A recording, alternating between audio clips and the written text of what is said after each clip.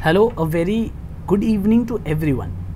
पहले तो ये बता देना चाहता हूँ कि जो एग्ज़ाम का अपना सुप्रीम कोर्ट का वर्डिक्ट था वो आ चुका है। मैंने बहुत पहले भी आप लोगों को कई बार कहा था कि आप अपना प्रिपरेशन कंटिन्यू रखते रहिएगा, और हमारे सारे स्टूडेंट्स ने कंटिन्यू भी रखा। जिन्होंने नहीं रखा कोई दिक्कत नहीं, अभी भी बहुत टाइम है, हम बहुत कुछ कर लेंगे। आज का वीडियो बनाने का जो अहम पर्पस है वो है कि हम सारे कॉन्सेप्ट्स को एक जगह रख पाएँ। ठीक है, अगर हम सारे कॉन्सेप्ट्स को एक जगह रख लें तो हमारे लिए 2-3 फ़ायदे हैं। फ़ायदा नंबर 1 जो है वो है कि आप सबसे पहले थ्योरी के लिए प्रिपेयर हो जाओगे। ठीक है, एग्ज़ाम में जो थ्योरी आने वाला है वो आपका इस वीडियो के बाद सारा ख़त्म हो जाएगा, कोई दिक्कत नहीं, आपके लिए एकदम सबसे ईजी जॉब हो गया। द सेकेंड थिंग, जब आप सम्स करोगे तो बहुत लोगों को क्या होता है कि और ज़्यादा इन डेप्थ नॉलेज चाहिए होता है, तो उनके लिए क्या हो जाएगा, ये वीडियो एज अ एकदम ब्रह्मास्त्र की तरह काम करेगा कि आपका एकदम वीडियो के थ्रू कंसेप्ट भी पूरा क्लियर हो गया और आप जब चाहो इसको रिवाइज़ कर सकते हो। ठीक है, एंड तीसरा जो फ़ायदा ये होगा कि आप अपने रियल लाइफ, अपने प्रैक्टिकल लाइफ में भी इसे इम्प्लीमेंट आराम से कर सकते हो। तो जब आप ओवरऑल इस तीनों पर्पस से इस वीडियो को देखोगे तो आपको ही ज़्यादा इंटरेस्टिंग लगेगा। ठीक है, तो हम लोग अपना शुरू करेंगे। क्या क्या चीज़ कवर करेंगे, पूरा सिलेबस कवर करेंगे। सबसे खुशखबरी की बात यह है। दूसरा चीज़ जो है, जो हम लोग इंटरेस्टिंगली कवर करने वाले हैं कि कौन से चैप्टर से क्या मार्क्स आएगा, वो सब भी कवर होगा। और एक एक टॉपिक के बारे में जो जो कॉन्सेप्ट्स है हर एक चैप्टर के, वो सारे हम लोग इसमें डिस्कस करने वाले हैं। ठीक है, तो शुरू करेंगे। ठीक है, भगवान का नाम ले लीजिए, अपने अपने भगवान का जिसको भी आपने रखा है अपने मन में, उनका नाम लेके हम लोग शुरू करते हैं। सबसे पहले ये आपका जो पूरा पेपर है सेमेस्टर 6 का फाइनेंशियल मैनेजमेंट का, this paper is of 80 marks. ठीक है, अब इस 80 मार्क्स को हम लोग कैसे यूटिलाइज़ करेंगे। 20 मार्क्स तो आपका इंटरनल और आपके अटेंडेंस पे डिपेंड करता है, वो हमारे हाथ में नहीं है। एक बार छोड़ देते हैं। मैं क्यों बोल रहा हूँ हमारे हाथ में नहीं है, क्योंकि आपको पता है कि कॉलेज अपने अपने हिसाब से मार्क्स दे देता है उसमें, तो आपके कंट्रोल में है नहीं। तो हमारे कंट्रोल में है क्या, हमारे कंट्रोल में है हमारा 80 मार्क्स का जो पेपर है वो हमारे पूरे कंट्रोल में है। तो हम लोग सिर्फ उस 80 मार्क्स को पर्सपेक्टिव रख के, जिसमें से मेरे हिसाब से एज़ यूजुअल हमारे सजेशंस के हिसाब से 55 to 60 मार्क्स का, 55 ही पकड़ो। ठीक है, 55 मार्क्स का प्रैक्टिकल सम्स रहेगा एंड 25 मार्क्स का थ्योरी का पोर्शन रहेगा। ठीक है, बट आपको सब में आपको थ्योरेटिकल नॉलेज तो अप्लाई करना ही होगा, उसके बिना वरना आप सम्स भी कैसे करोगे। ठीक, तो इस बात के साथ हम लोग शुरू करते हैं। अपना जो चैप्टर्स हैं मैं पहले वो कवर कर लेता हूँ, फिर एक एक करके आता हूँ। यहाँ पे देखिए आपके बहुत सारे चैप्टर हैं आपके सिलेबस में। हमारे मैट में जो है हम लोग इसको कुछ पार्ट्स में बांट के रखे हैं। जैसे बेसिक कॉन्सेप्ट एक चैप्टर बना के रखा हुआ है, कुछ खास है नहीं उसमें से, कुछ सम्स वगैरह तो नहीं आएगा। थ्योरी वगैरह के लिए आप लोग उसको देख सकते हो। हमारा जो थ्योरी का मैट है, आपको अगर वो चाहिए तो आप वो भी ले सकते हो, अवेलेबल हमारे एस वीडियो मास्टर्स ऐप में। उसके में पूरा थ्योरी है, FM का सिर्फ थ्योरी है। ठीक है, तो आपको जिसको चाहिए ये पूरा थ्योरी आपको वहाँ पर भी मिल जाएगा। बट जो एक्सप्लेनेशन है वो मैं ब्रीफ में रखूँगा वीडियो में, बाकी तो आपको वहाँ पे आपको मिल ही जाएगा। ठीक है, चलिए, sources of finance and capital, sources of finance and cost of capital, ये हमारा जो चैप्टर है इसमें आपको अराउंड सब चैप्टर आप ये समझ लो ना 8 to 10 मार्क्स का रहेगा। तो उस मैटर में और ज़्यादा नहीं जाएंगे, उस डिस्कशन को यहीं पे एंड करेंगे कि सारे चैप्टर में आपको 8 to 10 मार्क्स करना है। सबसे जो बड़ा चैप्टर 15 मार्क्स का जिसमें से सम आएगा मैं वो बता देता हूँ। मेरे हिसाब से वर्किंग कैपिटल मैनेजमेंट से आएगा 15 मार्क्स का सम। मेरे हिसाब से कैपिटल एक्सपेंडिचर डिसीजन से आएगा। और जो थर्ड आपके लिए इंपॉर्टेंट चैप्टर रहेगा वो होगा डिविडेंड डिसीजंस। बता देना चाहता हूँ कि ये तीनों ही चैप्टर में से कोई भी चैप्टर ऐसा नहीं है जो टफ है। ठीक है, तीनों ही चैप्टर बहुत ही ईजी है। Starting from dividend decisions very easy, the capital expenditure decision थोड़ा सा सोचना पड़ता है, वर्किंग कैपिटल कंप्लीटली मैकेनिकल, थोड़ा बहुत उसमें भी सोचना पड़ता है, but it will fetch you marks. ये 3 चैप्टर अगर आप कर लेते हो बहुत अच्छे से, then you will be in a good position कि आप आराम से 30 मार्क्स नहीं 25 मार्क्स तो एटलीस्ट स्कोर कर लोगे कंफर्टेबली, कोई दिक्कत नहीं होगा मेरे हिसाब से। ठीक है, उसके बाद हम लोग का है लेवरेज अनदर बुफे है एकदम मार्क्स का, इजी टॉपिक है, कोई दिक्कत नहीं आएगा। तो आप एक वो चैप्टर भी अच्छे से करोगे। ठीक है, बचा आपका कैपिटल स्ट्रक्चर थ्योरी, लेवरेज के बाद ही कर सकते हो। हमने वीडियो में भी पहले लेवरेज कराया है, उसके बाद ही कैपिटल स्ट्रक्चर थ्योरी कराया है। और sources and finance and cost of capital में आप ये तो एक ही चैप्टर है, ये आप साथ में करोगे। अब हम लोग चलते हैं एक एक करके डिटेल कॉन्सेप्ट में, हर एक वीडियो में क्या क्या मतलब हर एक चैप्टर में क्या क्या कॉन्सेप्ट है हम लोग उसमें बढ़ेंगे। तो कुछ भी आप लोग को सामने रखने का दरकार नहीं है, सिर्फ मेरी बातें सुनना, आपका उसमें सारा चीज़ कवर हो जाएगा, कोई दिक्कत नहीं आएगा आपको। बस ट्राई करिएगा आराम से बात सुनने का। ठीक है, और मैं क्या करूँगा, थोड़ा सा ना फास्ट बोलूँगा, ठीक है। क्यों, मैं तो ये आपको वीडियो दे रहा हूँ, आप इसको आराम से स्लो करके देख सकते हो। फास्ट बोलने से एडवांटेज मेरे पास ये रहेगा that we can cover more content and you will be more interested in listening. Slow में क्या होता है, फिर हम लोग देखते रहते हैं, व्हाट्सएप आ जाता है, फेसबुक चालू हो जाता है, तो हम लोग का ध्यान हट जाता है, ठीक है। तो हम लोग क्या करेंगे, थोड़ा सा इसको फास्ट ट्रैक में रखेंगे, जिससे क्या होगा, आप भी इंटरेस्टेड रहोगे, मैं भी इंटरेस्टेड रहूँगा, दोनों को मज़ा आएगा, कोई भी बोर नहीं होगा, ठीक है। Let's start. सो ओके, सबसे पहला क्वेश्चन जो मेरे हिसाब से बेसिक कॉन्सेप्ट से ही लेके चलता हूँ पूरा आपको एकदम, ठीक है। क्या बेसिक कॉन्सेप्ट से चले दो? हाँ, बेसिक कॉन्सेप्ट से चलिए, सबसे बेस्ट वही रहेगा बेसिक कॉन्सेप्ट से।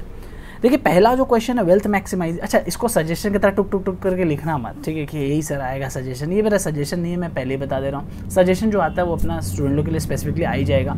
ये मैं आपको नॉलेज पर्पज़ के लिए पढ़ा रहा हूँ, आप नॉलेज लो, क्या पता ये भी आ सकता है एग्ज़ाम, कोई बड़ा बात नहीं है, बट समझ गया होगा तुम लोग जो मेरे को फॉलो कर रहे इतना साल से, वो समझ गया होगा मैं क्या बोलना चाह रहा हूँ। तो वेल्थ मैक्सिमाइजेशन, क्या कॉन्सेप्ट है वेल्थ मैक्सिमाइजेशन का? वेल्थ मैक्सिमाइजेशन से एकदम बेसिक कंसेप्ट बताओ मेरे को, तुमको क्या समझ में आता है? वेल्थ मैक्सिमाइजेशन से सर हम लोग को यही समझ में आता है कि एक इंसान के पास अगर 10 रुपया है, ठीक है, और उसके पास रिसोर्सेज सिर्फ 10 रुपये का है, ठीक है, तो अब उसको क्या करना है, उसको उससे वेल्थ क्रिएट करना है। अब उसके पास वेल्थ क्रिएट करने की 2-3 अपॉर्चुनिटीज़ है। सपोज 10 रुपये से हम 12 रुपये भी कमा सकते हैं, 10 रुपये से हम 15 रुपये कमा सकते हैं, हम लोग दोनों काम कर सकते हैं। ऑब्वियसली हम लोग कौन सा काम चूज़ करेंगे जिससे मेरा वेल्थ मैक्सिमाइज होगा, हम लोग कौन सा काम चूज़ करेंगे जिससे मेरा वेल्थ मैक्सिमाइज होगा, चाहे उसके लिए हमें जितना भी एफर्ट लगाना पड़े, हमें जो भी रिस्क वगैरह लेना पड़े, बट हम अपना कौन सा काम करेंगे जहाँ पे हमारा वेल्थ मैक्सिमाइज होगा। तो ये एक छोटा सा कॉन्सेप्ट है जिसको हम लोग बोलते हैं वेल्थ मैक्सिमाइजेशन। अच्छा, हम लोग ये वेल्थ मैक्सिमाइजेशन करते किसके लिए हैं? जब भी हम लोग फाइनेंशियल मैनेजमेंट पढ़ रहे हैं, इसका मतलब हम लोग को अपना फाइनेंस को, अपने पैसे को, फाइनेंस मतलब क्या, पैसा को क्या करना है, मैनेज करना है, ठीक है। तो मैनेज करना है, तो हमारे कंपनी में पैसा कौन लगाता है? हमारे कंपनी में हमारे पैसे लगाते हैं हमारे शेयर होल्डर। तो हम लोग को किसका, हम लोग एज अ मैनेजमेंट हम लोग को किसका वेल्थ मैक्सिमाइज करने पे फोकस करना चाहिए? हमारे शेयर होल्डर्स का वेल्थ मैक्सिमाइज करने के लिए फोकस करना चाहिए, ठीक है। क्लियर, सिंपल सा बात है। अब उसमें ज्ञान वैन तो हम लोग लिखते रहेंगे, जो PDF है हमारा, PDF नहीं है वो ई-बुक है, आप आराम से ऐप में देख सकते हो, वहाँ से पढ़ सकते हो, ठीक है। तो आराम से उसको बैठ के पढ़ेंगे ना, कितना दिन भी, जो भी टाइम आपको लगे पढ़ते रहिएगा, उसमें कोई दिक्कत नहीं है। चलिए, अच्छा मैं बोल रहा हूँ, मैं ये उसमें पूरा आपको सजेशन वगैरह कुछ नहीं बोल रहा हूँ कि ये सजेशंस वगैरह मैं हम जस्ट पढ़ा रहा हूँ आपको, ठीक है। अच्छा, तो नेक्स्ट चीज़ पे हम लोग चलते हैं। अगर बेसिक कॉन्सेप्ट है फंक्शंस ऑफ फाइनेंशियल मैनेजमेंट, बोलता है कि फाइनेंशियल मैनेजमेंट का फंक्शन क्या क्या हो सकता है। कुछ पॉइंट्स बताऊंगा, 4-5, ये आप अपना नोट डाउन मत ही करो, वहाँ पे आपको मिल ही जाएगा उस PDF में, ठीक है। तो कुछ फंक्शंस आप जो मेरे को लगता है कि बहुत सारे इसमें काम का जो फंक्शन, देखो सबसे पहला मेरे को लगता है मैनेजमेंट ऑफ कैश। अगर आप अपना रुपया मैनेज नहीं कर पाए ना, तो पढ़ाई में तो छोड़ो, जीवन में भी कुछ नहीं कर पाओगे, राइट। बिकॉज देखो, रुपया कमाना आसान है, उसे सेव करना, उसे मैनेज करना इज़ वेरी डिफिकल्ट, राइट। आप देखोगे कि बहुत सारे लोग हैं जो बहुत पैसा कमाते हैं, बट बचाना सबकी बस की बात नहीं है, ठीक है। तो एक ये पॉइंट आप रखिएगा दिमाग में, choice of sources of fund. Second point जो काम का है, ये सब एग्जामिनर को हिट करता है, they get impressed by these points. Why? Because the concept behind it is very strong and inspiring, okay. जैसे देखो, अब क्वेश्चन क्या था, फंक्शंस ऑफ फाइनेंशियल मैनेजमेंट, और हमारा आंसर का सेकंड पॉइंट हमने क्या दागा है, choice of sources of funds.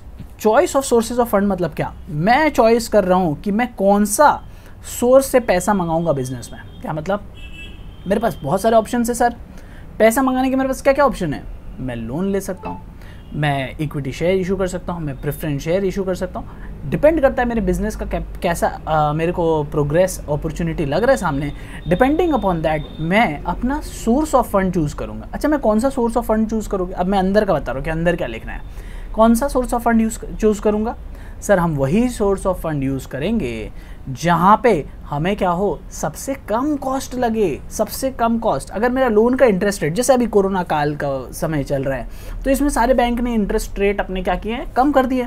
तो सर अभी मैं क्या करूँगा, इक्विटी शेयर होल्डर को बोलूँगा टाटा बाय बाय, मैं क्या करूँगा, बायबैक कर लूँगा।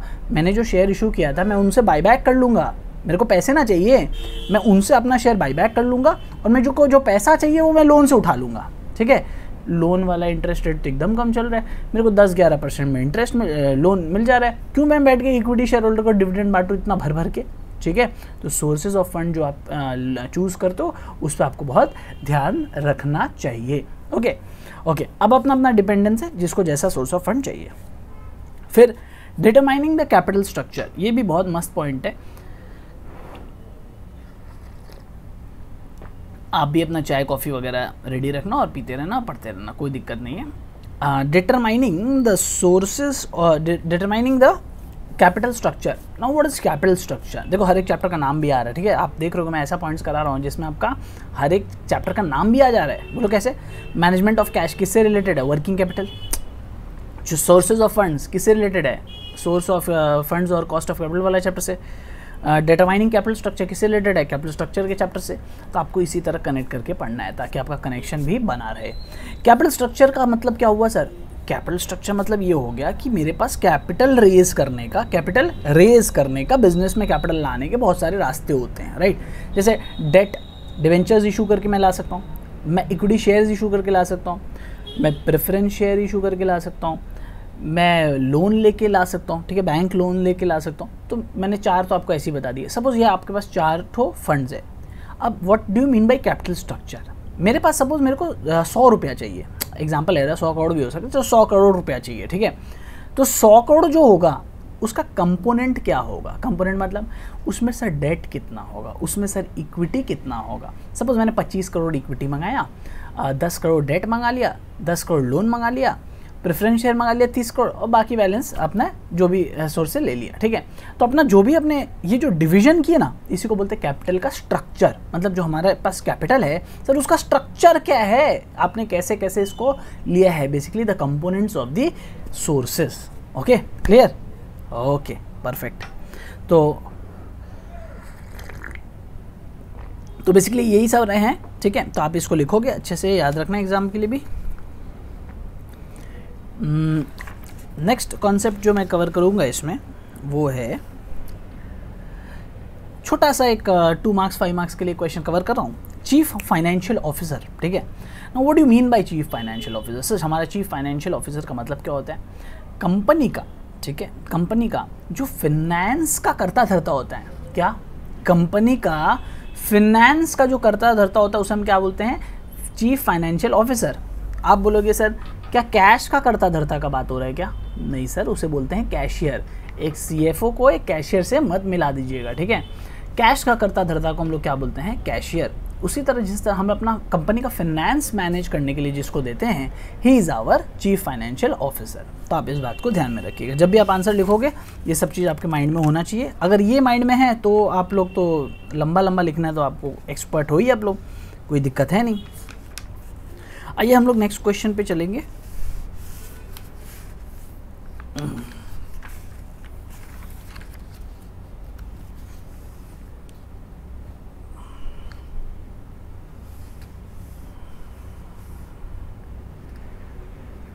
नेक्स्ट क्वेश्चन जो आ सकता है कि नहीं पता नहीं, बट अच्छा लगता है। What is financing decision? बोलता है कि फाइनेंसिंग में आपका डिसीजन क्या होना चाहिए, ठीक है। Financing decision, what is financing decision? तो हम लोग 3 जो हम लोग का मेजर फाइनेंसिंग डिसीजन है हम लोग वो लिखेंगे। आप लोग भी अगर लिखना चाहते हो तो लिख सकते हो, ठीक है। हम लोग का 3 काम क्या रहेगा? पहला तो कैश जो मैनेजमेंट है उसको कैसे करना है। दूसरा हमारा काम क्या रहेगा? जो कैपिटल स्ट्रक्चर है उसको देखना है कि क्या क्या हमारा कैपिटल स्ट्रक्चर है, लोन से कितना पैसा लिया हुआ है, डिवेंचर से कितना आया हुआ है, इक्विटी से कितना आया है, प्रेफरेंस से कितना है, ये देखना होगा। एंड जो थर्ड है वो कैपिटल बजटिंग डिसीजंस। देखो वापस चैप्टर का नाम आ गया ना, कैपिटल बजटिंग भी एक चैप्टर है, ठीक है, जिसको हम लोग को सिलेबस में कैपिटल एक्सपेंडिचर डिसीजंस के नाम से भी दिया हुआ है। तो कैपिटल बजटिंग का डिसीजंस मतलब, अब कैपिटल बजटिंग होता है क्या? सर अगर हम लोग फ्यूचर में कोई प्रोजेक्ट लगाने जा रहे हैं तो उसमें इन्वेस्टमेंट करना होगा, इन्वेस्टमेंट इज कॉल्ड कैपिटल। तो कैपिटल कितना लगाना है वो हम लोग को चेक करना है। अब कितना लगाना है? सर मेरे पास जितना पैसा होगा उतना लगाए ना। आपके पास 100 करोड़ है, 1000 करोड़ है, मुकेश अंबानी के पास लाखों करोड़ रुपया है, तो क्या वो सारा पैसा लगा देगा उसमें? नहीं। हम लोग को उसका क्या देखना होगा? हम लोग को देखना होगा उसका नेट प्रेजेंट वैल्यू कितना है, उसका प्रॉफिटेबिलिटी इंडेक्स कितना है। ये सब हम लोग कैपिटल बजटिंग चैप्टर में किए हैं। तब जाके हम लोग को पता लगेगा अच्छा ऐसा है तो हम लोग को इससे आज प्रॉफिट हो रहा है कि नहीं। आज हम लोग सोच लेंगे फ्यूचर के लिए। फाइनेंस मैनेजमेंट मतलब क्या? हम लोग फ्यूचर प्रेडिक्ट करते हैं कि आज अगर हम ये डिसीजन लेते हैं, फ्यूचर में जब ये सब चीज़ होगा तो उसका आज का वैल्यू निकाल के हम लोग चेक करते हैं। क्या हम लोग आज डिसीजन लेते हैं क्या फ्यूचर में जब ये सब चीज़ होगा तो आज इसका जो रिटर्न आएगा क्या वो पॉजिटिव होगा या नहीं होगा? अगर आज इसका रिटर्न पॉजिटिव आ रहा है तो हम लोग उसमें इन्वेस्ट करेंगे, वरना हम लोग नहीं करेंगे। तो this was your introduction chapter. Introduction में से मैंने जो भी क्वेश्चंस कवर किया, आपको ये तो ज़रूर से करके जाना है, बाकी जो आप करना चाहो वो भी कर सकते हो, ठीक है।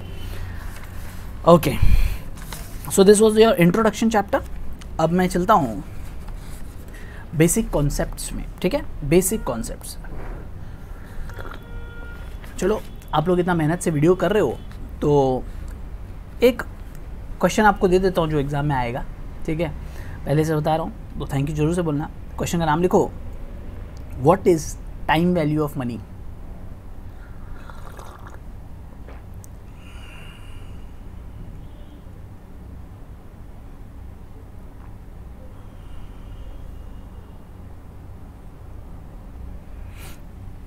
What is time value of money.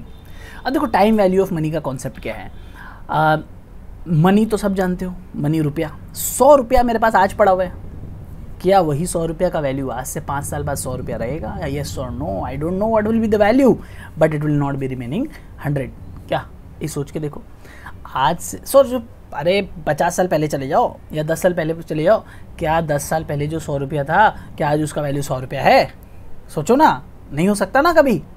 रुपया का वैल्यू पूछ रहा हूँ मैं, एसेट का वैल्यू नहीं पूछ रहा कि कोई लैंड का वैल्यू बढ़ गया या घट गया, मैं रुपया का वैल्यू पूछ रहा हूँ, ठीक है। इसके ऊपर एक इंटरेस्टिंग स्टडी अगर करना है, जिसको जैसे जो फाइनेंस में इंटरेस्ट रखते हैं या फिर जो अपने शेयर मार्केट में रुचि रखते हैं, वो एक चीज़ करेंगे, जाके नेट में सर्च करेंगे गूगल पे डॉलर रुपी चार्ट, ठीक है। बहुत लोग समझ गए होंगे कि मैं क्या बोलना चाह रहा हूँ। डॉलर रुपी चार्ट देखना, पहले हम लोग का डॉलर और रुपी जो चार्ट था, हम लोग का रुपया मजबूत था, ठीक है। ड्यूरिंग जितना हम लोग आज़ादी से डेवलप होते गए, अभी भी हम लोग डेवलपिंग कंट्री हैं, ठीक है, और अमेरिका एक डेवलप्ड कंट्री है। तो हम लोग जैसे जैसे डेवलपिंग होते गए, हमारा रुपया कमज़ोर होता गया, और आज तक हमारा रुपया कमज़ोर होता रहा था।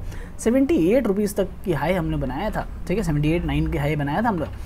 लेकिन अब क्या हो रहा है, आस्ते आस्ते रुपया मजबूत हो रहा है। आप अगर डॉलर इंडेक्स का चार्ट देखोगे तो वो बेंड लिया होगा, बेंड। मैंने ये नहीं बोल रहा हूँ पूरा डाउनफॉल हो गया, ठीक है, मैं क्या बोल रहा हूँ, एक बेंड लिया है, ठीक है। आज 73.2 या 82 के आसपास शायद चल रहा होगा, जो भी होगा, मैं एग्जैक्टली याद नहीं है, बट जो भी इसमें रुचि रखता है उस चार्ट को ज़रूर देखेगा। हमारा रुपया मजबूत हो रहा है, ये बहुत ही एक खुश होने वाला बात है हमारे लिए। जो फॉरेन में पढ़ने गए उनके लिए नुकसान की बात है, लेकिन जो इंडिया में है वो खुश होंगे, क्योंकि हम अपने देश में रह के अपना रुपया मजबूत कर रहे हैं, ठीक है। और बढ़िया बात है, अच्छा बात है, ठीक है। रुपया मजबूत होना देश के लिए बहुत अच्छा बात है। जो शेयर मार्केट में रहते हैं उनके लिए, उनको ये भी जानना ज़रूरी है कि आईटी शेयर्स के लिए थोड़ा सा ख़राब बात है, लेकिन बाकी जो मेटल स्टॉक्स हैं उनके लिए बहुत अच्छा बात है। इसलिए आप लोग देख रहे हो कि मेटल के स्टॉक्स में भारी रैली है, ठीक है।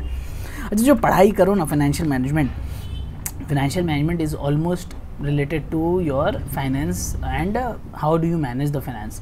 तो इसको हमेशा ये सोच के पढ़ा करो, सर जब हम इस फाइनेंशियल मैनेजमेंट को पढ़ रहे हैं तो हम इसको प्रैक्टिकल लाइफ में कहाँ अप्लाई कर पाएंगे। अगर हम इसको प्रैक्टिकल लाइफ में अप्लाई नहीं करते हैं या नहीं कर पाते हैं तो पढ़ना ही बेकार है, ठीक है। अगर हम सिर्फ सम सॉल्व करने के लिए पढ़ रहे हैं कि भाई ये सम्स कैसे होगा, सम्स का तो कोई अंत नहीं है ना, अनलिमिटेड सम्स बनाया जा सकता है एग्ज़ाम में, आप कहाँ तक करोगे, कितना करोगे, ठीक है। कंसेप्ट जो आपके पास रहेगा वो आपके लाइफ लॉन्ग है, ठीक है। चाहे वो सम्स आ जाए, चाहे वो एग्ज़ाम आ जाए, चाहे कहीं पे भी आ जाए, it will be with you, ठीक है। तो बेसिक कॉन्सेप्ट में बेसिकली यही सबसे इंपॉर्टेंट कॉन्सेप्ट है। नेक्स्ट चैप्टर आप लिखिएगा, sources of finance and cost of capital.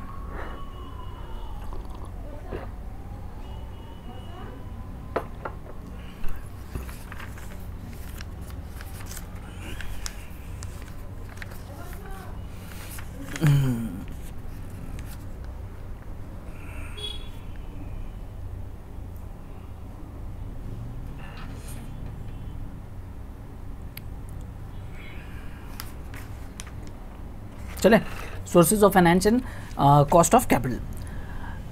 Sources of finance, ये पहले चलते हैं उस पर। What is sources of finance, अभी मैंने थोड़ी देर पहले भी बताया था, एक बार वापस दोहरा देता हूँ। सोर्सेज ऑफ फाइनेंस मतलब होता है सर कि अभी तक हम लोग जितना भी कंपनी में पैसा लगवाए हैं, लेके आए हैं, वो कहाँ कहाँ से आया है। For example loan, for example preference share, for example equity shares, for example debentures. ये तो मैंने आपको अभी तक बताया, अब इस चैप्टर में कर रहे हैं तो कुछ और भी बता देना, जिससे कि एग्ज़ाम पे पेपर का वेट और बढ़ जाए, ठीक है, नंबर का वेट और बढ़ जाए, वही मज़ा तो असली वहीं आता है। तो मैं कुछ नाम बोल रहा हूँ। सबसे पहला लिखिएगा कॉमर्शियल पेपर। अच्छा, जो भी चीज़ें ये मत पूछना इससे क्या होता है सर, पैसा ही आता है। कोई शॉर्ट टर्म है, जैसे आप 15-20 दिन के लिए पैसा लिए, और कोई लॉन्ग टर्म है, ठीक है। तो ये आपको ध्यान में रखना है बस, बाकी और कुछ ऐसा नहीं है कि कुछ कोई चीज़ में पैसा देने का नहीं है। मतलब कमर्शियल जो भी चीज़ है आप पैसा लोगे फिर उसको रीपे कर दोगे। It is all sources of fund. ऐसा नहीं होता किसी में हम लोग पैसा दे रहे हैं। देना मतलब क्या हो गया, हम लोग लोन दे रहे हैं, मतलब एडवांस दे दिए हम लोग किसी को, वो काम हम लोग नहीं करेंगे। हम लोग सोर्स पढ़ रहे हैं, मतलब आंसर जो भी लिखना है उसी पॉइंट ऑफ व्यू से लिखना है कि हमारे पास पैसे आ रहे हैं, ठीक है। तो आपको सारा वो PDF में मिल जाएगा डिटेल में। बाकी आप क्या मैं इंस्ट्रूमेंट्स के नाम बता दे रहा हूँ क्या क्या है। कमर्शियल पेपर आप लिख सकते हो, कन्वर्टेबल सिक्योरिटी लिख सकते हो, पब्लिक डिपॉजिट लिख सकते हो, bills of exchange, sweat equity shares, operating lease, bonus share, debentures. Debenture तो पहले ही लिख लिया, इसको लिखने की दरकार नहीं है, ठीक है। ओके, और एक अच्छा क्वेश्चन लिखो जो मेरे को लगता है एग्जाम में आ सकता है। देखिए, what state the role of lease in financing. क्या स्टेट द रोल, या फिर write a short note on lease financing.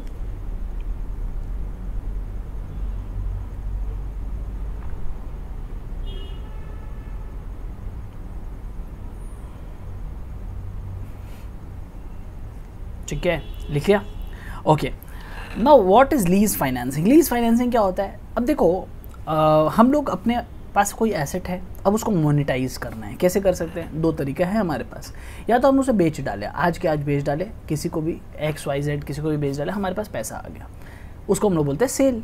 अरे फाइनेंस तो किए ना खुद को, बस सेल से किए ना। व्हाट इज़ लीज फाइनेंसिंग, जब हम लोग किसी को कोई अपना पर्टिकुलर एसेट किस पे दे देते हैं, रेंट पे दे देते हैं। हम लोग रेंट वर्ड नहीं यूज़ करते। रेंट वर्ड किसके लिए यूज़ किया जाता है, रेंट वर्ड यूज़ किया जाता है घर के लिए, ठीक है। मतलब कोई एक फिक्स्ड एसेट जो हम लोग अगर चढ़ाते हैं भाड़ा पे, तो हम लोग उसे क्या कहते हैं, रेंटल इनकम, ठीक है।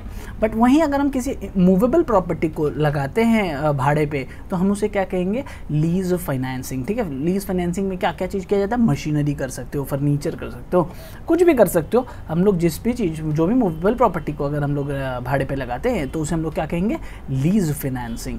बट अगर वहीं अगर हम कोई इमूवेबल प्रॉपर्टी वगैरह को लगाते हैं, तो हम लोग उसको कहते हैं रेंटल इनकम। तो यहाँ पे क्या कॉन्सेप्ट चल रहा है, लीज फाइनेंसिंग का। लीज फाइनेंसिंग में कौन कौन होता है, अगर थोड़ा सा और इसको आंसर में डिटेल में लेके जा पाए, बहुत लोगों को पता भी होगा, जिसको नहीं पता उसके लिए मैं बता देता हूँ। यहाँ दो लोग होते हैं, लेसर और लेसी, ठीक है। लेसर जो आप रेंट पे दे रहा है, भाड़े पे दे रहा है, और जो लेसी जो भाड़े पे ले रहा है। लेसर का क्या काम होता है, सामान अपना एसेट प्रोवाइड करना, और रेंटल इनकम जो लीज इनकम है, लीज रेंटल बोलते हैं उसको, लीज इनकम जो हो रहा है उसको रिसीव करना। लेसी का काम उल्टा ही होगा। लेसी क्या करेगा, लेसर को मंथली पेमेंट करेगा। अच्छा, ये मंथली पेमेंट करना है, इंस्टॉलमेंट का, मंथली एनुअली जो हम लोग का अग्रीमेंट हुआ। तो यही प्रोसेस चलता है। इसमें जो इंटरेस्ट चार्ज होता है वो इंटरेस्ट चार्ज करेगा। तो बेसिकली पूरा लोन टाइप का ही अग्रीमेंट हो गया, जस्ट एक एसेट के अगेंस्ट। मतलब हम लोग अपना एसेट दे रहे हैं, वो हमको उसके बदले रेंटल दे रहे हैं, ठीक। चलिए, ओके। तो अच्छा कॉन्सेप्ट था ये आपके एग्ज़ाम में आने का चांसेस मेरे को लगता है। फिर मैं बता रहा हूँ, ये सजेशंस को मत लीजिएगा, ठीक है। फिर ना अभी क्या होता है ना, मैं पहले क्या करता था, पूरा चैप्टर टू चैप्टर डाल देता था। लेकिन क्या हो गया कि लास्ट ईयर एक इंसिडेंट हो गया कि बहुत लोगों ने ये क्वेश्चन करने लगा, सर अगर आप यूट्यूब पे सब कुछ फ्री में डाल देते हो तो फिर हमारा क्या, हम पैसे क्यों दे रहे हैं। तो उनका बात मेरे को बहुत जेन्युइन लगा, और प्रॉब्लम ये रहा कि मैं अब पूरा चैप्टर फ्री में नहीं डाल पाता हूँ, क्योंकि प्रॉब्लम जेन्युइन तो है। देखो, वो फिर पैसे क्यों दे रहे हैं, और हमारा भी तो जो भी रोजी रोटी है उसी से चलता है। तो और आपको सबको पता होगा कि टीचर्स को कितना सेटबैक हुआ है इस लॉकडाउन के पीरियड में। They also don't have any other source of funding, and the government is unendingly extending the lockdown, ठीक है। तो सबसे ज़्यादा हिट हम ही लोग होते हैं, लेकिन ठीक है, हम लोग का काम है आप लोगों को सपोर्ट प्रोवाइड करते रहना एंड तक। जिसको भी जो भी क्वेरीज़ हो या कोई भी हल्का सा भी परेशानी हो ना, मैं इंस्टेंटली उठ के आपके लिए वो काम करता हूँ। जैसे आज जो हम लोग ये कॉन्सेप्ट वीडियो बना रहे हैं, ठीक है, मैं ओपनली बोलता हूँ, सबके सामने बोलता हूँ कि 3 बच्चे को हमारे सेमेस्टर 6 में अराउंड 200 बच्चे एग्जैक्टली है, शायद आज 201 हुए, या तो 200 एग्जैक्टली बच्चा सेमेस्टर 6 का एग्ज़ाम जो एनरोल कर चुका है। टोटल हमारा स्ट्रेंथ अराउंड 282 के आसपास है, जिसमें 82 बच्चे अभी तक एनरोल नहीं किए, ये सोच के कि एग्ज़ाम होगा कि नहीं होगा, वो लोग भी कल से एनरोलमेंट के लिए शुरू हो जाएंगे। बाकी जो 200 बच्चे जो सिर्फ एनरोल कर चुके हैं, मैं उसका स्टैट्स बताता हूँ। उसमें से 3 बच्चे को, ठीक है, मैं नाम एग्जैक्टली नहीं बता रहा हूँ, बट 3 बच्चे हैं, ठीक है, उनको डाउट हुआ, कुछ नहीं समझ में आया। उन्होंने कहा कि सर आप एक काम करिए, एक कॉन्सेप्ट के ऊपर कुछ कॉन्सेप्ट हमको कुछ चैप्टर का नहीं समझ में आ रहा है। तो उसने 1 या 2 चैप्टर, 2 या 3 चैप्टर का नाम लिखा था। FM में 2 था और अकाउंट्स में 1 था, ठीक है, हाँ टू बी एग्जैक्ट अकाउंट्स में 1 था। तो उन्होंने कहा ये 2 या 1 चैप्टर में मुझे प्रॉब्लम हो रहा है कंसेप्ट का। फैक्ट है, हो ही सकता है, आई कैन नॉट मतलब सबको समझ आए ज़रूरी नहीं है मेरा बात। तो उनके लिए स्पेशली मेरे को लगा कि कुछ करना चाहिए। एंड जब मैं मैसेज किया ना उन्होंने, मैं इंस्टेंटली उठ के, मैं सो रहा था ऑब्वियसली, अभी तो रात है, लॉकडाउन है और कोई काम है रहता नहीं है, मैंने इंस्टेंटली उठ के सोचा कि इस प्रॉब्लम को अभी सॉर्ट करना होगा। क्योंकि देखो, अगर किसी के मन में कोई भी हल्का सा भी शंका रह जाता है ना, तो फिर फ़ायदा क्या हो रहा है, अल्टीमेटली आउटपुट क्या हो रहा है। आप मेरे को पैसे दे रहे हो और अगर आपको नहीं समझ में आया तो that is my fault and I should be committed enough to rectify that mistake या फिर एरर जो उनके माइंड में है, जो नहीं सॉल्व हो पा रहा, उसको मेरे को सॉल्व करना मेरी जिम्मेदारी बनती है। तो इसी नोट पे हम लोग इस वीडियो को कवर कर रहे हैं। तो यू शुड ऑल से थैंक्स टू देम ऑल्सो। ये कॉन्सेप्ट भी मेरे माइंड में उनके वजह से ही आया, ये कोई मेरा उपज नहीं है कि मैं अचानक से उठ के ये बनाने लगा। कोई प्रॉब्लम होता है ना लाइफ में, एक चीज़ समझो कि कोई प्रॉब्लम है, मेरे पास 2 रास्ते हैं, या तो मैं इसको नेगेटिवली ले लूँ, ये तुमको नहीं समझ में आ रहा, जाओ तुम यहाँ से, नहीं, या तो मेरे पास 2 रास्ते, या तो एक नेगेटिवली ले लो, भगा दो, कोई दिक्कत नहीं है, 2 स्टूडेंट चलेंगे, क्या है इंपॉर्टेंट, वो नहीं है। इंपॉर्टेंट है कि पॉजिटिव निकालो उसमें से कि आप और क्या कर सकते हो। देखो, हम लोगों ने काफ़ी कुछ काम किया, ऐप बनाया, वीडियो बनाया, सेटअप किया, बुक्स प्रिंट कराया, कोरियर कराया, सब कुछ किया, जो भी हो सका लॉकडाउन में सब कुछ किया, सेटअप पूरा इंफ्रास्ट्रक्चर बनाना पड़ा, ऑनलाइन इंफ्रास्ट्रक्चर, सब कुछ किया। बट अगर फिर भी कहीं भी कुछ भी कमी रह जाता है तो उसमें अपॉर्चुनिटी खोजो कि हम लोग और क्या कर सकते हैं। आप अपने लाइफ में भी ये सोचो कि आपने ईमानदारी से इतना बड़ा जो गैप मिला उसमें पढ़े कितने दिन, ठीक है, तो उसमें से अपॉर्चुनिटी खोजो, अभी भी जो टाइम है उसमें पॉजिटिविटी खोजो और करके दिखाओ, ठीक है। तो ये काम करके हम लोग आगे बढ़ेंगे। चलो नेक्स्ट हम लोग बात करते हैं अगला चैप्टर के बारे में, जो बेसिक सोर्स ऑफ फाइनेंस और कैपिटल तो हो गया। कॉस्ट ऑफ कैपिटल के बारे में बात करते हैं। Cost of capital, now what is the cost of capital, लिखो, ये भी क्वेश्चन लिख लो, अच्छा लग रहा है मेरे को। कॉस्ट ऑफ कैपिटल, अब देखो कॉस्ट ऑफ कैपिटल होता क्या है, हम जो भी पैसा मंगा रहे हैं ना उसमें मेरा कुछ खर्चा है, मतलब जरूर से कुछ खर्चा है। कि बोलो क्यों, हमको कोई पैसा फ्री में तो देगा नहीं। अरे अगर हमको बैंक लोन दे रही है तो फ्री का थोड़ी दे रही है, पब्लिक से उसने पैसा उठाया और आपको लोन दे दिया। क्यों दिया, ताकि उस पर वो कुछ इंटरेस्ट कमा पाए। तो उसका क्या है इंटरेस्ट, उसका इंटरेस्ट क्या है, वो इनकम है। हमारा इंटरेस्ट क्या है, हमारे लिए वही इंटरेस्ट हमारा कॉस्ट ऑफ कैपिटल है, ठीक है। उसके लिए वो इनकम क्या है, वो जो वो पे कर रही है, जो इंटरेस्ट हमसे रिसीव कर रही है बैंक, उसके लिए वो क्या है, उसकी इनकम है। और हम जो उसे इंटरेस्ट पे कर रहे हैं वो क्या है, वो हमारी कॉस्ट है, ठीक है। This is called the cost of capital. अभी समझ में आ रहा है, इजी कॉन्सेप्ट। अच्छा ना, और एग्जांपल दिए सर प्रेफरेंस शेयर्स का दीजिए। प्रेफरेंस शेयर में भी देख लो, प्रेफरेंस शेयर होल्डर भी जो हमें पैसा देते हैं वो क्यों देते हैं, एक फिक्स्ड सम ऑफ डिविडेंड के लिए देते हैं, वो एक रेगुलर इनकम के लिए हमें पैसे देते हैं। तो उनके लिए वो क्या है, वो डिविडेंड इनकम है, तो हम उसे डिविडेंड पे कर रहे हैं, तो हमारे लिए क्या है, वो कॉस्ट है। Same for the debenture holders, same for the equity holders, equity को भी हम लोग डिविडेंड देते हैं। डिवेंचर्स को हम लोग क्या देते हैं, डिवेंचर्स को हम लोग फिक्स्ड फॉर्म ऑफ इंटरेस्ट देते हैं। तो इंटरेस्ट हमारे लिए कॉस्ट है, उनके लिए उनका इनकम है। Clear, easy. तो इसी तरह कॉन्सेप्ट को माइंड में एब्जॉर्ब करते चलो इजीली, ओके। चलिए नेक्स्ट कॉन्सेप्ट लिखो,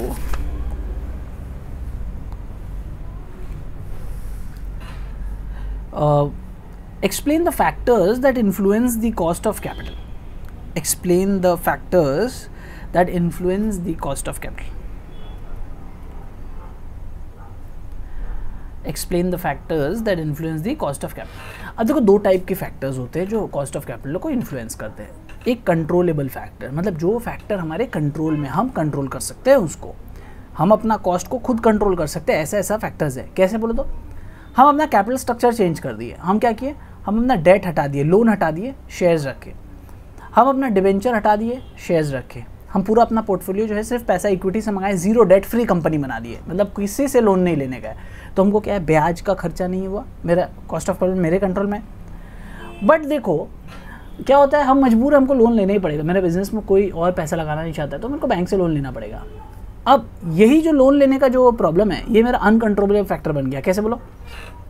level of interest rate. Uncontrollable का पॉइंट क्या बताया? Level of interest rate. अब क्या हो रहा है कि अभी तो कोरोना काल है, तो इसलिए सारे इंटरेस्ट रेट कम होते जा रहे हैं, ठीक है, तो लोन सस्ते में मिल रहा है। बट अगर सोचो यही ऐसा होगा, जब बूम पीरियड आ जाएगा इकोनॉमी का, तो क्या होगा, बैंक थोड़ी इतने कम पे इंटरेस्ट रहेगी, बैंक क्या करेगी, इसी इंटरेस्ट को बढ़ा देगी। तो जब इंटरेस्ट बढ़ाएगी तो वो मेरे हाथ में नहीं है। अब मैंने लोन लेके रख लिया था, इंटरेस्ट बढ़ गया, अब मैं क्या करूँ, मेरे को तो इंटरेस्ट पे करना होगा। That is uncontrollable factors. Okay, next,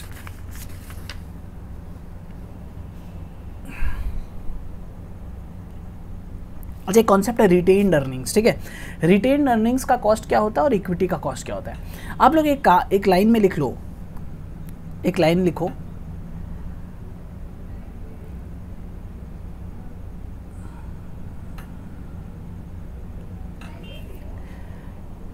common line लिख लो, लिखो the cost of retained earnings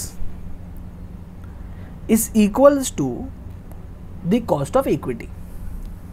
the cost of equity मतलब बेसिकली देखो क्या होता है, इक्विटी मतलब क्या, जो हम लोग का मालिक है, कंपनी का जो मालिक होता है वो इक्विटी शेयर होल्डर्स होते हैं। और जो रिटेन्ड अर्निंग्स है वो क्या है एग्जैक्टली, वो कोई इंसान नहीं है, वो कोई इंसान नहीं है। जैसे डिबेंचर का कोई डिबेंचर होल्डर होगा, प्रेफरेंस शेयर का कोई प्रेफरेंस शेयर होल्डर होगा, इक्विटी का कोई इक्विटी शेयर होल्डर होगा। बट रिटेन्ड अर्निंग्स का कोई रिटेन्ड अर्निंग होल्डर नहीं होता है, ठीक है।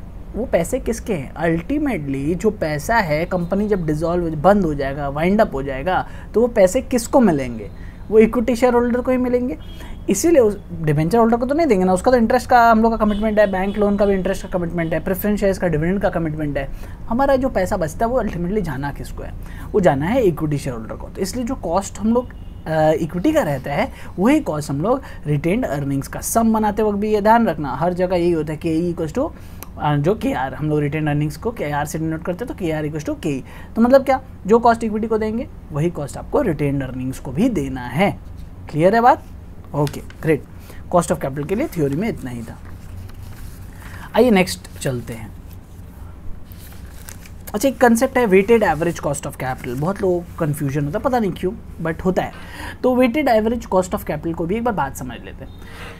Weighted average cost of capital ऐसे पढ़ेंगे इसको, ठीक है। वेट्स मतलब सर डिबेंचर, आपका टोटल पोर्टफोलियो है 100 रुपया का, और सपोज सब इक्वल है, 25 25 25 25 चार है, डिबेंचर प्रेफरेंस शेयर इक्विटी और रिटेन्ड अर्निंग्स, सबका वैल्यू कितना 25 रुपया करके। आपका टोटल वैल्यू कितना है, कॉस्ट ऑफ कैपिटल स्ट्रक्चर का टोटल वैल्यू कितना है 100 रुपया। तो 25 25 25 25 एक कितना वेट हुआ, तुम अभी फट से बोल देगा सर इक्वल, क्योंकि तुमको हम 25 25 25 बोल दिया ना। तुम निकाला क्या था सर, तुम ये बताओ निकाला कैसे था, माइंड में कैलकुलेट करो कि कैसे निकाला कि इक्वल बन गया वो। सर हम यह किए होंगे 25 डिवाइडेड बाई 100, फिर नेक्स्ट वाले का भी क्या किए होंगे 25 डिवाइड बाई 100, ऐसे करके सबका हम 25 किए, 25 डिवाइड बाई 100 किए। अगर कुछ अलग होता तो वो divided by total, basically individual asset class divided by total capital structure, right, इससे आपका वेट आ जाएगा। तो वेटेड। अब एवरेज, एवरेज क्या, किसका average, average cost of capital. तो सपोज डिबेंचर का कॉस्ट ऑफ कैपिटल है 5%, इक्विटी का दिया है 10%, उसी तरह उसका दिया है 12% और 5%, ठीक है। ऐसे करके चार आपको कॉस्ट ऑफ कैपिटल दिया हुआ है क्वेश्चन में। अब एवरेज कैसे होता है, वेटेड एवरेज करना है आपको, तो वेटेड और एवरेज कॉस्ट ऑफ कैपिटल दोनों को क्या करिएगा, मल्टीप्लाई करिएगा। तो आपका क्या आ जाएगा, मल्टीप्लाई करने के बाद सबको ऐड कर देंगे ऑब्वियसली, तो इससे आपका क्या आ जाएगा, weighted average cost of capital. बाकी जो सम्स करते हो उन लोगों को तो ज़्यादा पता ही होगा। इसका कंसेप्ट क्या था, क्यों हम लोग weighted average cost of capital निकालते हैं। देखो हम, मेरे पास कॉस्ट ऑफ कैपिटल वर्ड हम कब यूज़ कर सकते हैं, जब मेरे कंपनी में सिर्फ एक ही सोर्स ऑफ कैपिटल है, इक्विटी कैपिटल, ठीक है। तो हम लोग का अगर 14% हम लोग रिटर्न देते हैं तो हम लोग क्या बोलेंगे, हमारा कॉस्ट कितना है, इक्विटी कॉस्ट ऑफ कैपिटल 14%। लेकिन अब हमारे पास 4 इंस्ट्रूमेंट हो गए, 4 इंस्ट्रूमेंट आने से मेरे पास 4 अलग अलग रेट्स आ गए। अब 4 अलग अलग रेट आने से समस्या ये क्रिएट हो गया कि हमसे कोई अगर मेरे से पूछेगा कॉस्ट ऑफ कैपिटल क्या है, तो मैं इंडिविजुअली कोई एक पर्टिकुलर नहीं बता पाऊंगा। तो मेरे को क्या करना है, बेसिकली सबका एवरेज निकालना है। उस एवरेज को क्या बोलते हैं, वेटेड एवरेज। एवरेज निकालने से एक रेट आ जाता है, ठीक है। हमसे जब पूछेगा कोई तो हम क्या बोलेंगे, हमारा कंपनी का weighted average cost of capital है, उन सबका जो वेटेड एवरेज आया, that is our concept of weighted average cost of capital. समझ आ गया पूरे अच्छे से? अच्छा, सम्स प्रैक्टिस करना और भी मज़ा आएगा। आइए हम लोग नेक्स्ट चैप्टर में चलते हैं, और बहुत ही इंटरेस्टिंग चैप्टर है लेवरेज। ओके, लेवरेज मतलब क्या होता है? जो ट्रेडिंग करता है बाजार में, ठीक है, शेयर मार्केट में या कहीं पे भी, सबसे इजी एग्जांपल है शेयर मार्केट वाला। क्यों बोलो? उस कॉमनली यूज्ड है, अभी तो लॉकडाउन में सब और कुछ करता नहीं होगा, वही करता होगा, तो इसलिए आपको मार्केट इतना बड़ा रैली दे रहा है। बात समझ में आया कि नहीं? ये सारा जो है ना, ये आपका पैसा का ही रैली है। आपका पैसा तो ठीक है थोड़ा बहुत है, लेकिन काफ़ी है, रिटेल इन्वेस्टर्स का भी एक बहुत बड़ा रोल होता है, तो आपका पैसा तो है। तो लेवरेज का कहानी क्या है? देखो, मेरे जेब में 10 रुपये, ठीक, मेरे को सामान एक पसंद आ रहा है 12 रुपये का, मेरे को एक सामान पसंद आ रहा है 12 रुपया, कैसे लूँ भाई? मेरे को सामान पसंद आ गया 12 रुपये का, तो मैं कैसे लूँ? भीख मांगूँ? मैं लेवरेज ले लूँगा, ठीक है। लेवरेज मतलब अपना जो एग्जिस्टिंग एबिलिटी है, अपना जो एग्जिस्टिंग एबिलिटी है उसको इन्हेंस करना with the help of a loan, ठीक है। तो इसको हम लोग क्या करते हैं? लेवरेज। अब आप लोग कॉन्सेप्ट में लिखो, और 2 टाइप के लेवरेज होते हैं, जो मेजर लेवरेज जो है वो 2 टाइप के लेवरेज होते हैं, लिखो, operating leverage and financial leverage. अब बोलोगे सर हम लोग कहीं कंबाइंड लेवरेज भी पढ़े हैं, अरे हम भी पढ़ाएंगे, बताएंगे। लिखो, operating leverage and financial leverage. Operating leverage के बगल में लिख लेना, कंपनी का जो फिक्स्ड ऑपरेटिंग कॉस्ट है उसका जो मेजरमेंट देता है वो ऑपरेटिंग लेवरेज देता है, ठीक है। ऑपरेटिंग मतलब क्या? हम लोग का काम काज करने का जो खर्चा है वो हम लोग कितने सिक्योर हैं उसके लिए, दैट इज़ ऑपरेटिंग लेवरेज। और फाइनेंशियल लेवरेज क्या है? हमारे इंटरेस्ट का खर्चा, फाइनेंस है ना, तो फाइनेंस में क्या आ गया? इंटरेस्ट आ गया। और ऑपरेटिंग लेवरेज में क्या आ गया? जो हमारे काम काज करने का खर्चा है, ठीक है, हमारा काम करने का रेंट लगता है, हमारा डिप्रिसिएशन है, हमारा फलाना, डिप्रिसिएशन छोड़ दो, ठीक है, हमारा और भी बहुत सारा खर्चा, इलेक्ट्रिसिटी चार्जेस वगैरह, जितने भी ऑपरेटिंग कॉस्ट है उसको हम लोग क्या बोले? Operating leverage. बाकी आपको डिटेल में तो PDF में मिल ही जाएगा, आप लोग अच्छे से डिटेल में वहाँ पढ़ोगे। कंबाइंड लेवरेज क्या होता है सर? कंबाइंड लेवरेज दोनों का combination, simple.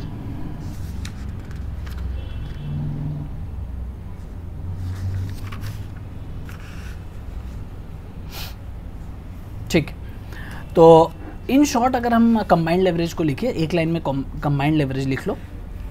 It is used, combined leverage के लिए लिखिएगा, it is used to measure the total risk of the firm. It is used to measure the total risk of the firm.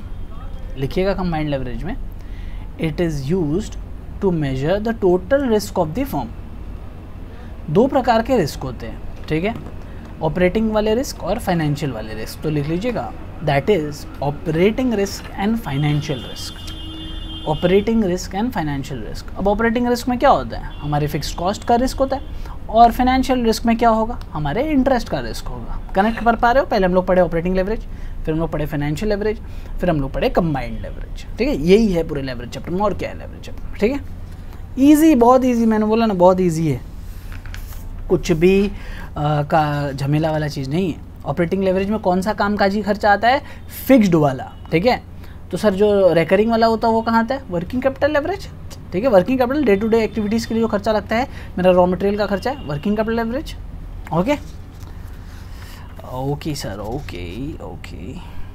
और next concept, break even concept तो आपको सबको ही पता होगा। वो पॉइंट जहाँ हमारा नो प्रॉफिट नो लॉस होता है, that is called the break even point. ये हम लोग इकोनॉमिक्स में भी बचपन में पढ़े थे, सेमेस्टर 5 में भी तुम लोग पढ़े होगे।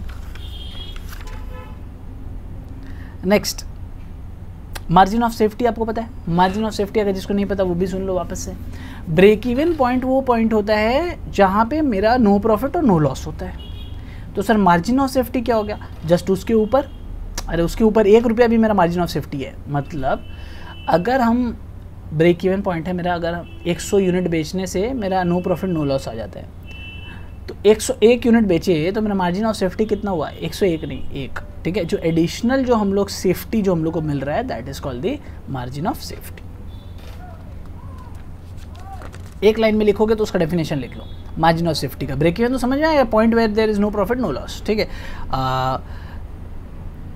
ब्रेक इवन भी एक लाइन में टेक्निकल टर्म लिख लो जो आपको एग्ज़ाम में लिखना है, ब्रेक इवन एनालिसिस का भी और मार्जिन ऑफ सेफ्टी के लिए भी।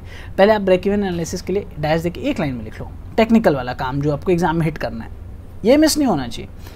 Contribution becomes equal to fix cost, contribution becomes equal to fix cost. The level of sales where contribution becomes equal to the fixed cost. क्या? The level of sales where the contribution becomes equal to the fixed cost. The firm has neither profit और loss, ये तो सभी लिखते हैं तो आप भी लिख सकते हो। मार्जिन ऑफ सेफ्टी के बारे में डायरेक्ट देके लिखो, excess sales over the break even sales, excess sales over the break even sales. अब एक सुंदर सा एग्जाम के लिए कॉन्सेप्ट लिखो जो मेरे को लगता है आ सकता है आपके एग्जाम में और आएगा, ठीक है। Trading on equity, what is trading on equity, लिखिएगा what is trading on equity.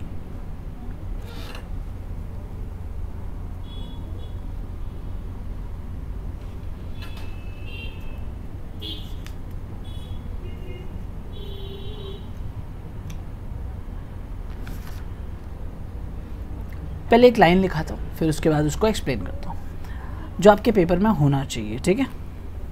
लिखिएगा, when a company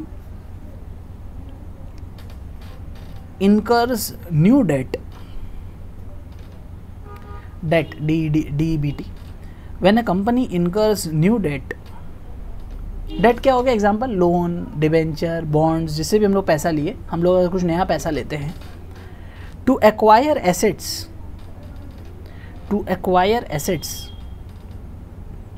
on which it can earn a greater return, on which it can earn a greater return than the interest cost of debt,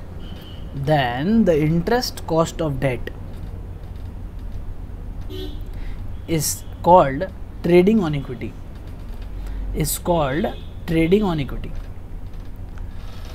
बात समझ में आ गया? Simple सा मतलब हम जो बाजार से पैसा लेके आ रहे हैं, that is my, I am incurring a new debt, और उस पर हमको क्या पे करना होगा? इंटरेस्ट। वो जो इंटरेस्ट का पेमेंट है, सपोज 8%, सपोज हम लोन लेके आए 8%, तो now what is trading on equity? हमको उस पैसे को बाजार में लगा के 8 से ज़्यादा कमाना है। सिंपल, हमको उस पैसे को बाजार में लगा के कितना कमाना है? 8 से ज़्यादा कमाना है, अगर हम सिर्फ उस डेट से कंपेयर कर रहे हैं, ठीक है। अब हम अगर डेट और इक्विटी को दोनों को मिला के कंपेयर कर रहे हैं, तो सपोज हम डेट को दे रहे हैं 8% और इक्विटी को दे रहे हैं 10%, ठीक है। दोनों मिला के एवरेज 9% पकड़ लो। तो इन्हें हम जो 9% जो बिजनेस में लगा रहे हैं कॉस्ट, हमको बाजार से कमा के कितना लाना? हम जो भी प्रोजेक्ट में इन्वेस्ट करेंगे, that project should be earn minimum of 10%, मतलब मोर देन 9% बोल सकते हैं, ठीक है। अगर मेरे को 9.5% भी मिलता है, खैर खराब है, 9.5 लगा के 9.5 आ रहा है, आधा % तो कमाई हो रहा है ना। तो एनीथिंग जिससे हमको कमाई हो, that is called trading on equity. अब नहीं भूलोगे कभी ये सब कॉन्सेप्ट, मेरे को लगता है एकदम फिट हो गया होगा माइंड में।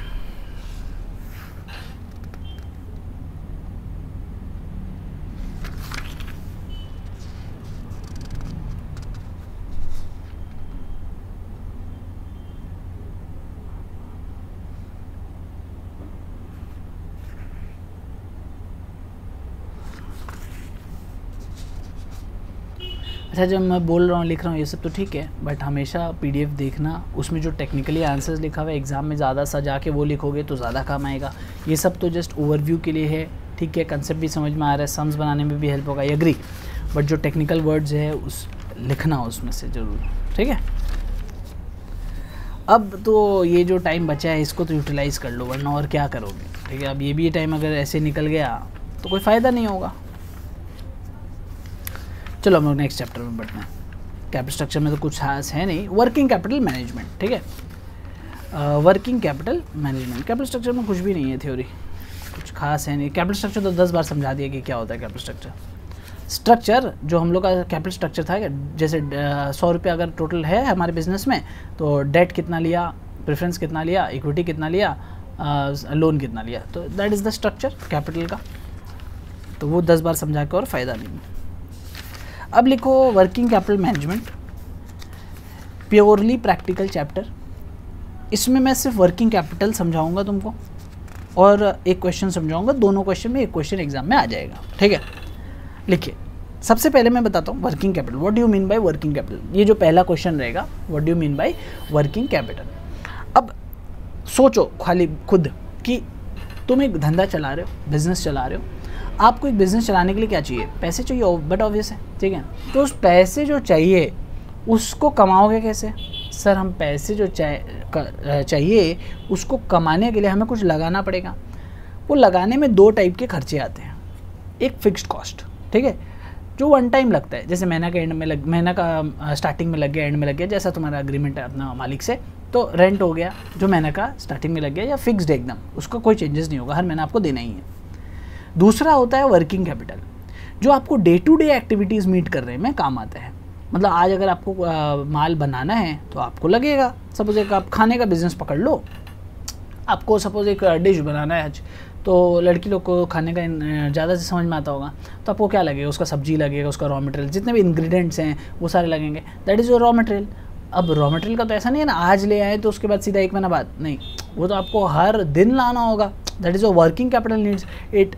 आज लाओगे फिर वो बनेगा और आप उसको दे दोगे, ठीक है। तो वर्किंग कैपिटल मीन्स जो डे टू डे एक्सपेंस है उसको मीट करने के लिए जो भी खर्चे लगते हैं, हम उसे क्या कहते हैं, वर्किंग कैपिटल।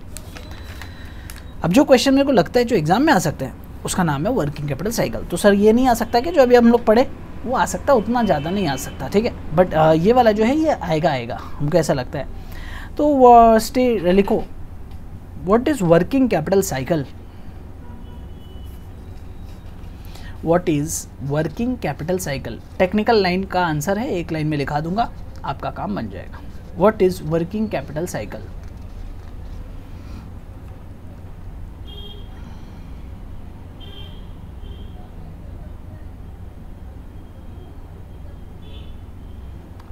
लिखिएगा the time required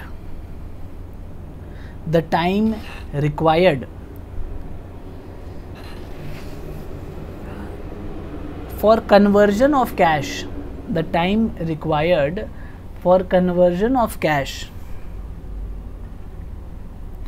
into cash equivalents, the time required for conversion of cash into cash equivalents like raw materials, work in progress, finished goods, debtors, and thereafter back into cash, मतलब बहुत ध्यान से समझना। Working capital में हम कुछ पैसे लगाएं, ऑब्वियसली कैश लगाना पड़ेगा, कैश से हम लोग क्या खरीदे, रॉ मटेरियल्स खरीदे।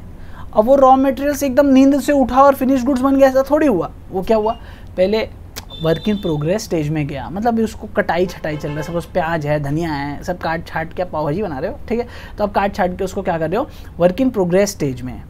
फिर वो पाव भाजी बन गया, फिनिश्ड गुड्स हो गया, अब वो क्या होगा, कस्टमर खा लेगा, ठीक है। कस्टमर खा लेगा तो क्या होगा, बहुत कम लोग होता है जो सीधा कैश दे देता है, हम लोग यहाँ क्या बात करें, उनका जो खाता वाला सिस्टम, ठीक है। तो जैसे ही आप खाता में लिखोगे इसका मतलब क्या, वो आपका डेटर्स बन गया, ठीक है। तो डेटर्स बन गया, अब डेटर्स का दो इलाज है, या तो पैसा डूब गया उसको छोड़ दो, वैसा लोग का बात नहीं कर रहे हम लोग किसका बात कर रहे हैं, जो पैसा दे देगा। तो डेटर्स क्या करेगा, वापस कैश दे देगा। तो हम लोग कैश से शुरू किए थे, पूरा प्रोसेस कंप्लीट किया और वापस कैश में आ गए। क्या प्रोसेस था, वापस एक बार साथ साथ कैश, फिर क्या हुआ, रॉ मटेरियल।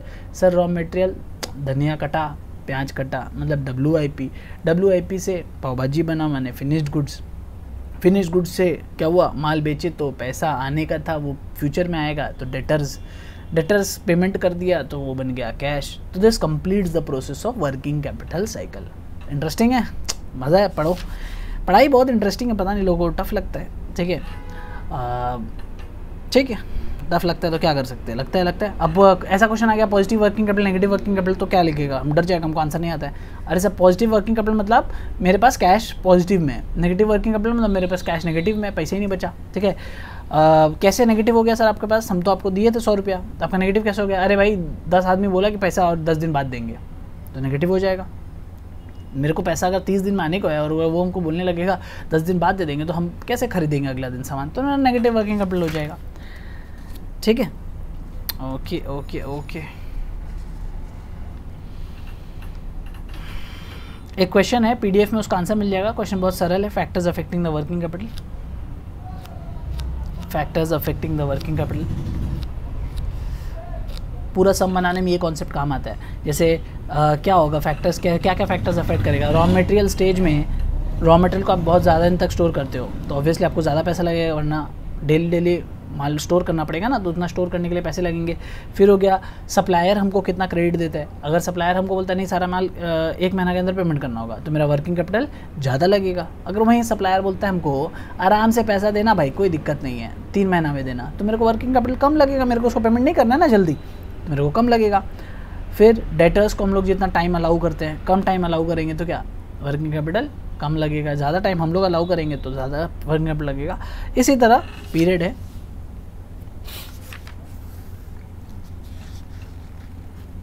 देखो बहुत अच्छे से इतना आराम से कंसेप्ट सारा कवर कर रहे हैं।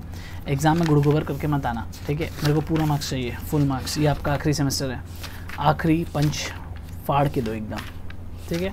सो नो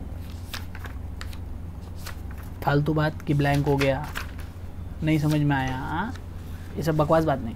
चलो कैपिटल एक्सपेंडिचर डिसीजंस में आते हैं। कैपिटल एक्सपेंडिचर डिसीजन में जो कुछ कॉन्सेप्ट्स है जो हम लोग लिखेंगे। पहले कैपिटल एक्सपेंडिचर डिसीजन क्यों, एक बार मैं वापस से बताता हूँ। सर कैपिटल एक्सपेंडिचर इसलिए क्योंकि हम लोग किसी भी प्रोजेक्ट में नया पैसा लगाने वाले हैं, उसमें इन्वेस्टमेंट करने वाले हैं, तो हमें क्या चाहिए, हमें एक व्यू चाहिए। व्यू हमारा अगर व्यू लाइफ में राइट है ना, तो हमको कोई भी चक्कर नहीं होगा, ठीक है? व्यू बस अपना सही बना लीजिए। अगर आपको लगता है कि हमारा इस प्रोजेक्ट में पैसा बनने वाला है, तो उसको एनालाइज़ करिए। एनालाइज़ कैसे करेंगे, कुछ टूल्स हैं उसको हम लोग यूज़ करेंगे और चेक करके एनालाइज़ करेंगे, ठीक है?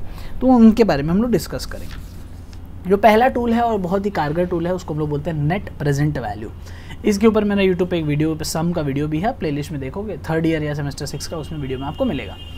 तो now what is net present value? Net present value मतलब इस प्रोजेक्ट में मैं पैसा आज लगाऊंगा तो मेरे को इन्फ्लो तो आज नहीं आना शुरू होगा, 1 साल बाद आएगा। सपोज 5 साल का प्रोजेक्ट है, तो 1 साल बाद पहला इन्फ्लो आएगा, 2 साल बाद दूसरा इन्फ्लो, 3 साल बाद तीसरा इन्फ्लो, ऐसे करके कुल मिला के 5 साल में इन्फ्लो आएंगे।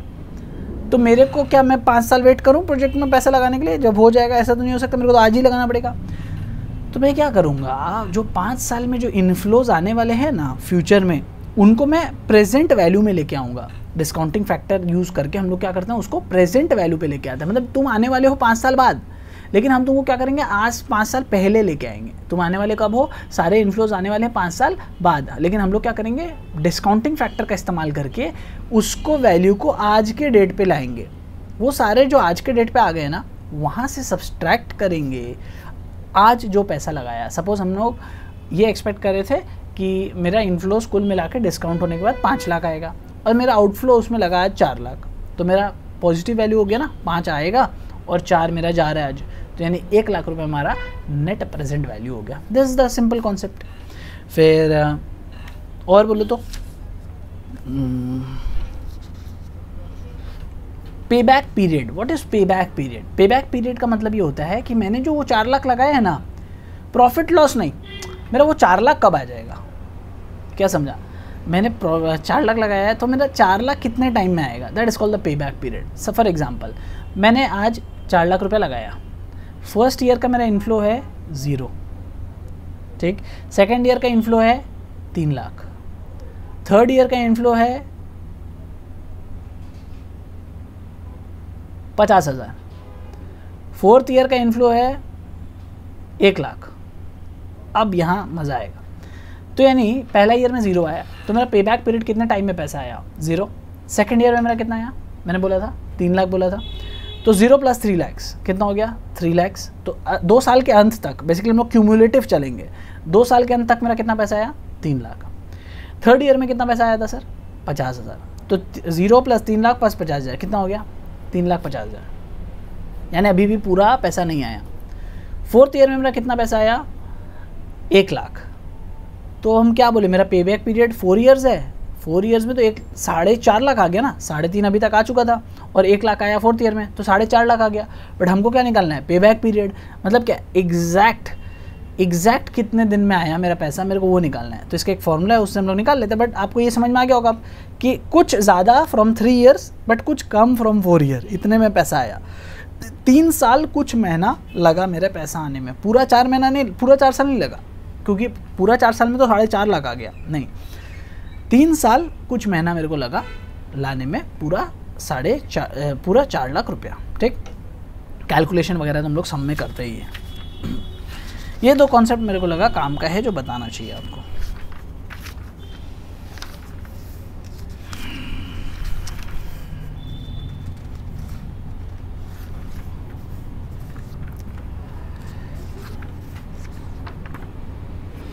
चलिए डिविडेंड डिसीजंस में आते हैं। एक कॉन्सेप्ट ले लेते हैं डिविडेंड डिसीजंस में से भी।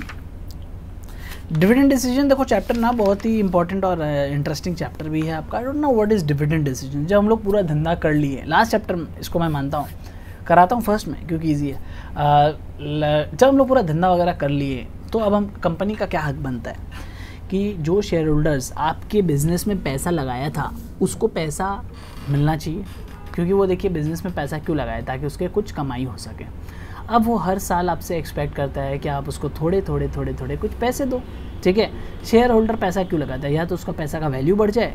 जैसे अगर 100 रुपये आपका शेयर का प्राइस चल रहा है, मैंने 100 रुपये पर ख़रीदा, अब मैं 2 एक्सपेक्टेशन से पैसे लगाता हूँ कि ये प्राइस 110 हो जाए या समथिंग ग्रेटर देन 100 हो जाए, या फिर दूसरा एक्सपेक्टेशन मेरा ये रहता है चलिए आपका प्राइस वहीं का वहीं अटका हुआ है, आप मेरे को कुछ डिविडेंड देते रहो। मैं एग्जांपल देता हूँ, ITC लिमिटेड एक शेयर है, शेयर काफ़ी साल से उसी रेंज में पड़ा हुआ रहता है, बट कंपनी क्या करती है, डिविडेंड बहुत अच्छा देती है। ठीक है, तो कंपनी का सबसे अच्छा फ़र्ज़ क्या बनता है कि या तो आप कैपिटल अप्रिसिएशन ग्रो कराओ या फिर डिविडेंड दो, तभी कोई शेयर होल्डर आपके पास रहेगा। अगर आप डुबाते रहोगे उसका पैसा तो कोई आपके पास नहीं रहेगा। तो जैसे ITC इस बार 10% का डिविडेंड दी है, टू बी एग्जैक्ट 10.15 समथिंग % का डिविडेंड दी थी। तो इसका मतलब क्या, आपको रेगुलर इनकम कंपनी से मिला। अब डिविडेंड देना कब है, नहीं देना कब है, ये कैसे पता चलेगा? आप एंटीसिपेट कैसे कर सकते हो कि इस बार तो कंपनी डिविडेंड देगी ही देगी? अगर आपका नॉलेज फिनेंस का अच्छा है। बात समझो, डिविडेंड दिया कब जाता है। ठीक है, चाहे वॉल्टर मॉडल हो, गॉर्डन मॉडल हो, सब ने एक ही कॉन्सेप्ट रखा, डिविडेंड देते कब है। देखो मेरे पास ना पैसे हैं, कंपनी के सारे पैसे मेरे पास हैं, मैं मैनेजमेंट हूँ कंपनी का। मैं देख रहा हूँ कि बाज़ार में बहुत अपॉर्चुनिटी है। ठीक, मेरे पास 100 रुपये आया है सबका पैसा, मैं देख रहा हूँ बाज़ार में बहुत अपॉर्चुनिटी है। बाज़ार में अगर ये मैं 100 रुपये लगाऊंगा तो 15% का रिटर्न मिल जाएगा मेरे को, और मेरा 100 रुपये 115 बन जाएगा। अच्छा, ये जो सारे 100 रुपये आए थे इसका कॉस्ट कितना था? कॉस्ट हम लोग बोल देते हैं 8 रुपया। ठीक, 8%। ठीक है, 8% इज़ द कॉस्ट। अब हम लोग क्या कर रहे हैं, हम देख रहे हैं कि मेरे पास 100 रुपया पैसा आया हुआ है जिसमें मेरे को 8% खर्च देना है, मतलब 8 रुपये खर्च देना है 100 रुपये में से। और मेरे को बाज़ार में अगर मैं ये पैसा लगा देता हूँ तो मेरे को क्या होगा, सर बाज़ार में पैसा लगाने से मेरा 115 हो जाएगा। तो मैं ऐसा करता हूँ, इस साल ना इस पैसे को डिविडेंड के तौर में बांट नहीं देता हूँ, शेयर होल्डर को वापस नहीं करता हूँ। डिविडेंड मतलब क्या, शेयर होल्डर को पैसे वापस करना। तो मैं डिविडेंड के तौर में शेयर होल्डर को वापस नहीं करता हूँ पैसे। मैं क्या कर देता हूँ, मैं इस पैसे को यूटिलाइज़ कर लेता हूँ। कहाँ यूटिलाइज़ कर लेता हूँ, बिज़नेस में लगा देता हूँ, उससे 115 कमा लेता हूँ, मतलब 15 जो है एक्स्ट्रा वो कमा लेता हूँ, और फिर नेक्स्ट ईयर देखेंगे क्या करना है। ठीक है, डिविडेंड देना होगा तो नेक्स्ट ईयर दे देंगे। तो आप बोलोगे सर फिर शेयर होल्डर पैसा क्यों बनाएगा? अरे मैं बिज़नेस में पैसा कमाऊंगा तो शेयर का प्राइस भी बढ़ेगा, तो उसको तो अल्टीमेटली फ़ायदा हो ही रहा है। तो सर ये हो गया डिविडेंड कब नहीं देना है। तो डिविडेंड देना कब है ये कैसे पता चलेगा? सर कौन सी कंपनी डिविडेंड देने वाली है कैसे पता चलेगा? इकोनॉमिक एनवायरनमेंट समझो, जैसे अभी कोरोना काल है, 2 टाइप की कंपनी होगी अभी।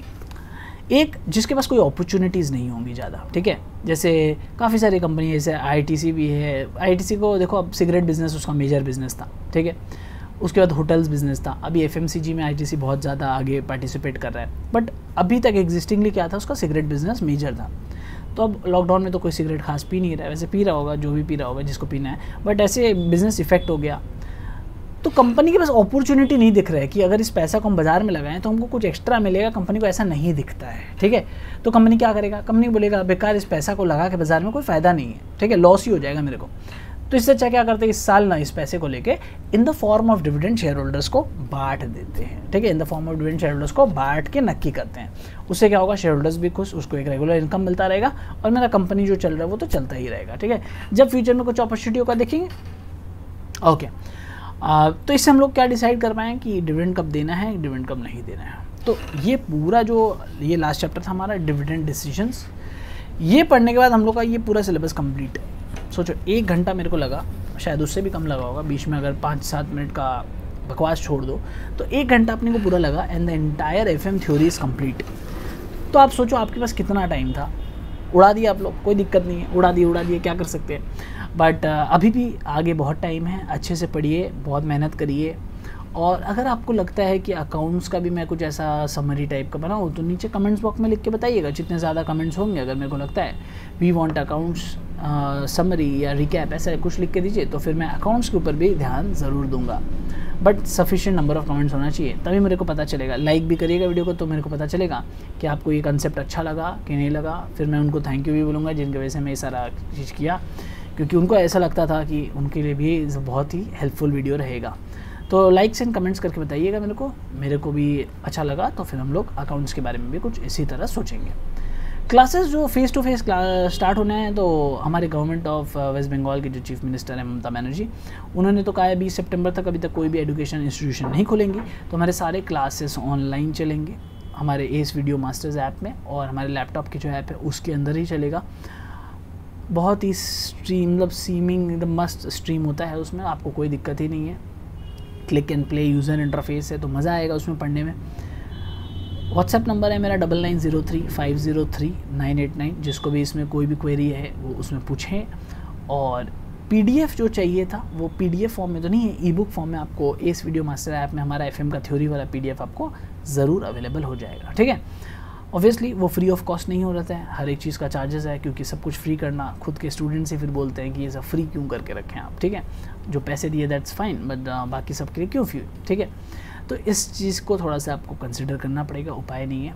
अब देखो ये लास्ट सेमेस्टर है, invest in yourself and grow and share the video. और क्या, take care and bye bye.